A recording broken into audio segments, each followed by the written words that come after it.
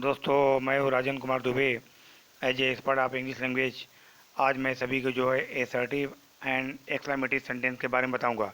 Assertive से exclamatory या exclamatory से एसर्टिव सेंटेंस कैसे चेंज किया जाता है, उसके बारे में मैं आज बताऊंगा। आइए हम चलते हैं।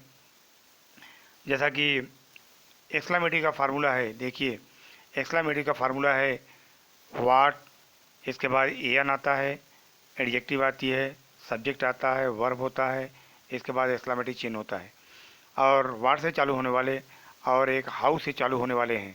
हाउ, एडजेक्टिव, सब्जेक्ट, वर्ब और एक्सक्लेमेटरी चिन्ह होता है। देखो, दोनों में केवल एक ही अंतर है। वाट वाले वाक्यों में एन का प्रयोग किया जाता है, लेकिन हाउ वाले वाक्यों में एन का प्रयोग नहीं किया जाता। आइए हम देखते हैं जैसा कि कैसे चेंजिंग किया जाएगा, वो मैं आपको बताता हूँ। जैसे what a beautiful garden it is. अब देखिए, एसर्टिव सेंटेंस में एसर्टिव सेंटेंस है। एसर्टिव सेंटेंस में सब्जेक्ट होता है, वर्ब होता है, एन होगा, वेरी या रेली का कोई एक प्रयोग किया जाता है, इसके बाद एडजेक्टिव होता है। अब देखिए, अब इसका मुझे बनाना है, अगर होगा तो वाट वाला वाक्य है तो वाट वाले वाक्य में पहले सब्जेक्ट आता है।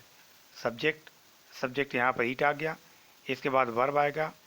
ए या एन में जो यहाँ पर होगा उसका प्रयोग किया जाएगा। इट इज़, ए, बेरी या रेली में से कोई एक प्रयोग किया जाएगा।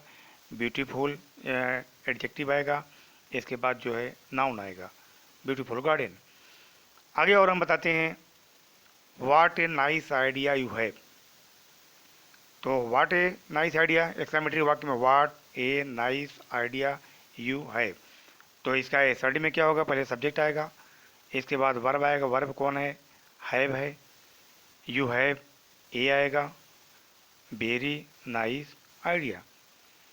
और आगे हम चलते हैं हाउ से प्रारंभ होने वाले, जैसा कि एक्सक्लेमेटरी में हाउ ब्यूटीफुल यू लुक। तो इसका क्या होगा, सब्जेक्ट आएगा यू, जैसा कि इसमें एन नहीं आता है, यू लुक आएगा, वर्ब आएगी, इसके बाद वेरी या रेली में से कोई एक प्रयोग करिए, इसके बाद ब्यूटीफुल। और आगे मैं बताता हूँ, जैसा कि एक्सक्लेमेटरी में हाउ बोल्ड नरेश इज। तो क्या होगा, पहले सब्जेक्ट आएगा, सब्जेक्ट इसमें नरेश है, इसके बाद वर्ब आएगी, वर्ब जो है इज है, इज, इसके बाद वेरी आएगा, इसके बाद एडजेक्टिव आएगा, जैसा कि फार्मूले के अनुसार मैंने आपको बताया। और आगे देखते हैं, ये तो वाट और हाउ वाले वाक्यों से कैसे एक्सक्लेमेटरी से एसर्टिव में चेंज किया जाता है, उसका प्रयोग हुआ। आइए और कुछ वाक्य ऐसे होते हैं जो कि कैसे चेंज किए जाते हैं, वो मैं आपको बताता हूँ। जैसा कि एक्सक्लेमेटरी में oh that I were young again. अब देखिए, ओ दैट के स्थान अगर कहीं पर एक्सक्लेमेटरी वाक्यों में अगर ओ दैट आता है तो उसकी जगह पर आई विश का प्रयोग किया जाएगा। आई का प्रयोग क्यों किया गया, क्योंकि यहाँ पर आई है, इसलिए यहाँ आई विश किया गया। आई विश, इसके बाद जो सेंटेंस होता है आई वेयर यंग अगेन। और आगे हम बताते हैं एक्सक्लेमेटरी में, जैसा कि कोई शर्त वाले वाक्य आ जाएं, इफ़ ओनली आई कुड, जैसा एक्सक्लेमेटरी वाक्यों में if only I could win the first prize. तो इसके बाद इफ़ ओनली के जगह पर जो है, इफ़ ओनली आई कुड के जगह पर माई ग्रेटेस्ट एम्बिशन का प्रयोग किया जाता है। इज और वर्ब के पहले जो है टू का प्रयोग किया जाता है, to win the first prize. ये सब जो है याद करने वाली चीज़ है।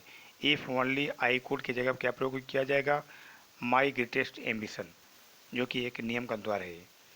आगे और हम चलते हैं, जैसे कोई दुखांत वाक्य आ जाए, जैसे एक्सक्लेमेटरी वाक्यों में last mister Nohar is dead. जैसे एक दुख की बात है कि श्री नोहर की मृत्यु हो गई है, तो क्या होगा, इलाज की जगह पर इट इज़ सैड का प्रयोग किया जाता है। इट इज़ सैड, दैट का प्रयोग किया जाएगा, इट इज सैड दैट, इलाज की जगह प्रयोग किया जाता है। इसके बाद नोहर इज़ डेड। और आगे हम चलते हैं एक्सक्लेमेटरी में, जैसा कि हुर्रे। हुर्रे जहाँ सुखांत होता है वहाँ पर जो है कि सुखांत होता है वहाँ पर हुर्रे का प्रयोग किया जाता है। Hurray, Raman is played well. तो प्रसन्नता की बात है, रमन ने अच्छा खेला है। तो क्या होगा, यहाँ पर एसर्टिव में इट इज़ जॉय होगा, इट इज़ जॉय दैट का प्रयोग करेंगे। हुर्रे की जगह पर इट इज़ जॉय दैट का प्रयोग करेंगे। इसके बाद रहमान इज प्लेड वेल, जो कि यह फार्मूले के अनुसार है, हुर्रे की जगह इट इज़ जॉय दैट का प्रयोग किया जाएगा। और आगे हम चलते हैं, जैसा कि एक्सक्लेमेटरी में a teacher and afraid of chalk, जैसा कि आपको मालूम है एक टीचर चॉक से डरता है, तो टीचर का संबंध चॉक से होता है। तो यहाँ पर कैसे, तो ऐसे अगर सेंटेंस अगर आवे तो इट इज़ एस्टोनाइसिंग दैट का प्रयोग किया जाएगा। इट इज़ एस्टोनाइसिंग दैट का प्रयोग किया जाएगा। A teacher is afraid of chalk, आश्चर्य की बात है एक टीचर जो है चॉक से डरता है। तो चूँकि संबंधी जो चीज़ें होती हैं, टीचर का संबंध जो है चॉक से है और अफ्रेड है, तो इट इज एस्टोनाइसिंग का प्रयोग किया जाएगा। आगे और हम बताते हैं, a fireman and afraid of sparks, एक फायरमैन जो है स्पार्क से डरता है। तो चूंकि फायरमैन का लव से संबंध है, तो यहाँ पर it is astonishing, it is astonishing that. इसके बाद a fireman is afraid of sparks, जो कि यह कंप्लीट सेंटेंस में आते हैं और इसको जैसा कि असर्टिव सेंटेंस में भी बनाने के लिए आता है। और आगे हम चलते हैं, ए policeman and afraid of thieves, जैसा कि आपको मालूम है कि पुलिसमैन जो है वह चोर और डकैतों को पकड़ने के लिए होता है, तो उसको डरना नहीं चाहिए।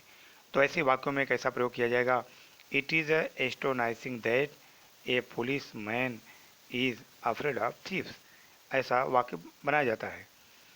आगे और हम चलते हैं, अब आगे यह तो जो है एक्सक्लेमेटरी से असर्टिव सेंटेंस का प्रयोग किया गया। आगे हम आपको बताएंगे असर्टिव टू एक्सक्लेमेटरी सेंटेंस कैसे बनाया जाएगा।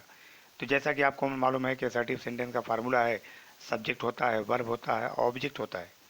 जैसा कि Ramu is a generous man, अब यहाँ पर ए आया हुआ है, ए और एन जहाँ पर आया अगर हो तो वाट से चालू होगा। जैसे वाट वाले फार्मूले में आपको जैसा कि मैंने बताया था कि वाट आएगा, वाट के बाद एन का प्रयोग किया जाता है, इसके बाद एडजेक्टिव आएगा, इसके बाद सब्जेक्ट आएगा, सब्जेक्ट, इसके बाद वर्ब का प्रयोग किया जाता है।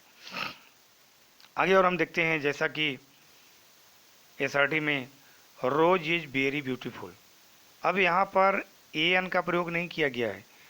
अब आपको मालूम है कि जब ए एन का प्रयोग न किया जाए तो वाक्य जो है हाउ से प्रारंभ होगा, जैसा कि मैंने आपको फार्मूले में बताया था।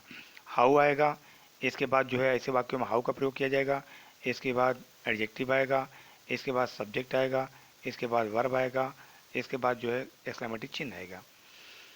और आगे मैं बताता हूँ, जैसे असर्टिव में I wish that I were rich man, तो आई विश अगर है तो आई विश की जगह पर ओ दैट का प्रयोग किया जाता है, ओ का प्रयोग किया, ओ एक्सक्लेमेटिव के रूप में, oh that I were rich man, I were rich again, जैसा कि आई विश के स्थान पर ओ का प्रयोग किया जाता है अगर वाक्य में इस आई विश आया हुआ है तो।